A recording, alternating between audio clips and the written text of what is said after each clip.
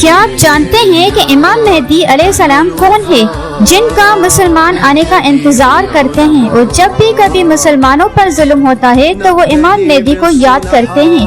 امام مہدی نبی کریم صلی اللہ علیہ وسلم کے نورانی خاندان سے سید ہوں گے۔ قیامت کے قریب جب تمام دنیا میں کفر پھیل چکا ہوگا اور اسلام صرف حرم شریف میں رہ جائے گا، اس وقت جو مسلمان رہ جائیں گے وہ سب مکہ ہجرت کر کے جائیں گے۔ رمضان شریف کا مہینہ ہوگا، جو ولایت کے بڑے درجے پر ہوں گے وہ مکہ کا طواف کر رہے ہوں گے۔ اس وقت اولیاء اکرام امام مہدی علیہ السلام کو پہچان لیں گے۔ گیٹ کی آواز آئے گی کہ یہ اللہ کا خلیفہ امام مہدی علیہ السلام ہے، اس کی بات سنو اور اس کا حکم مانو۔